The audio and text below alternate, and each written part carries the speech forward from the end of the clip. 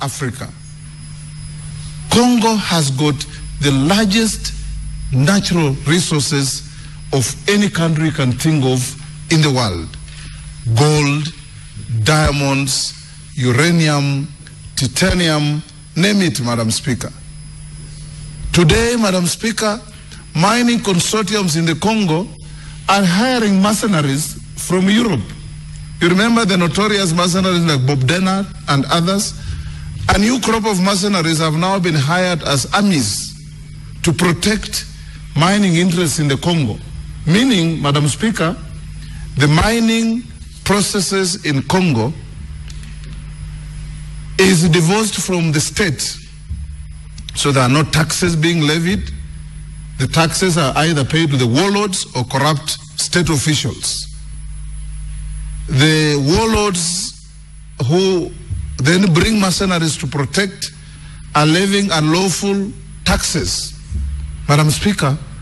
And Congo, with its now 72 million strong population, Madam Speaker, it's important to mention that we in East Africa have even a great affinity with the people of Congo. You know, if you go to Congo, the Congo forest divides the country into two.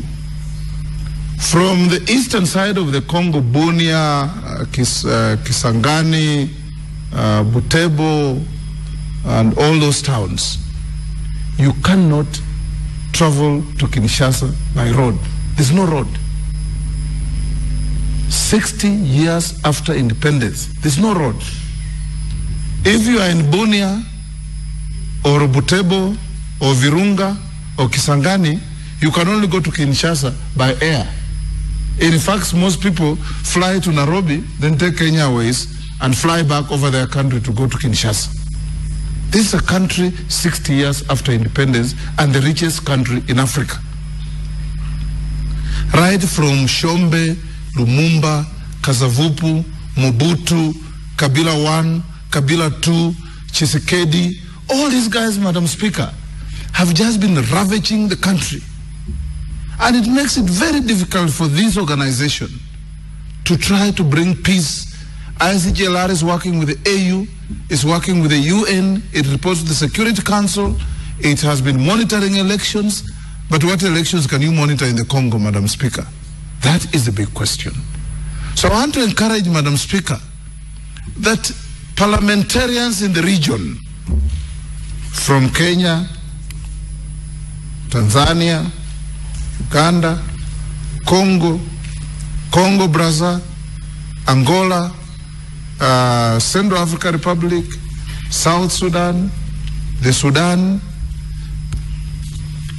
and Cameroon, I don't know if I mentioned Cameroon, should be proactive in trying to help this country, because there's an annual meeting every other year of parliamentarians from these countries. Madam Speaker, we want to see that the resolutions we make, and I want to encourage my brother Bogisio, that in September, during the UNGA, the annual General Assembly of the UN, that these reports also be tabled there to assist the world in realizing the plight of the Congo. It's a very sad event that a country so rich, a country so endowed, Congo is now degenerate to just a producer of Lingala music for nightclubs and all manner of things that are totally unhelpful to the generation and growth of wealth and improvement of the lot of the people. And it is very, very sad. Madam Speaker, I also want to touch on the management of our water resources and the humanitarian situation that has come out of the problems in the Congo.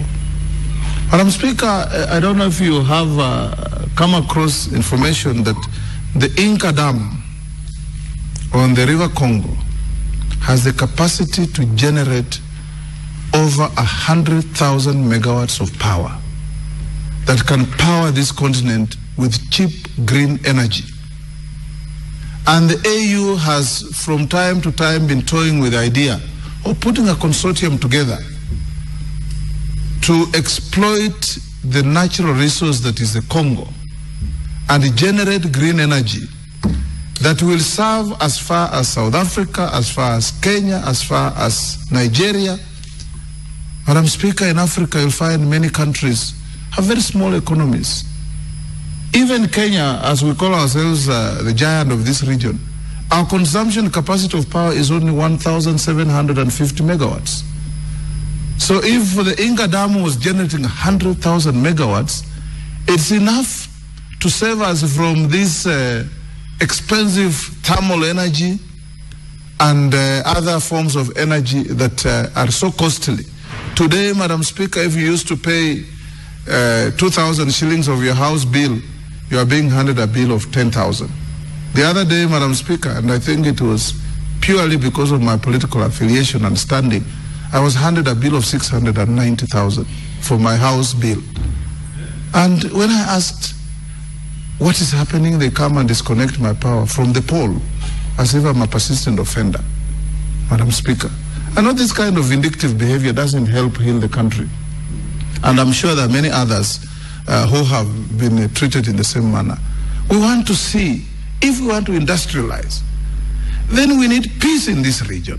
And that's why ICJLR becomes very relevant.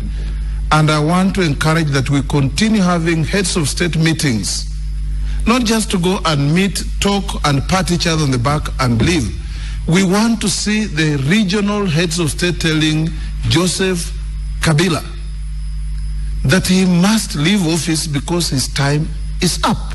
You can't have a constitution that says you serve 2 terms, and after 2 terms you realize you are too young, you are too important, you haven't finished your business. Nobody can finish a business, Madam Speaker. There are always successions to carry out the work. And Congo being unstable means instability in the region. We have refugees from Congo in camps in Uganda, in camps in Rwanda, in camps in Burundi, in camps in Central Africa, in camps in Angola, in camps in Tanzania, in camps in Kenya.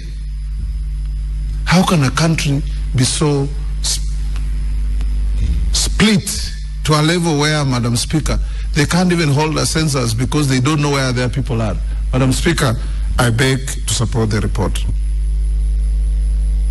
Senator Moses Wetangula, Senator wa County ya Bungoma.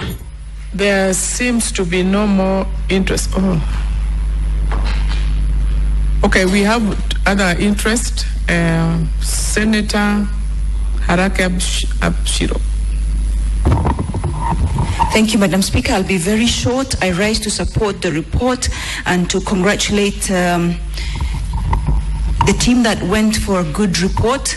But just listening to Senator Wetangula, I'm very pleased that this Senate has global perspective, because sometimes I get worried that maybe we have so many of our own issues that we forget our regional leadership as a country.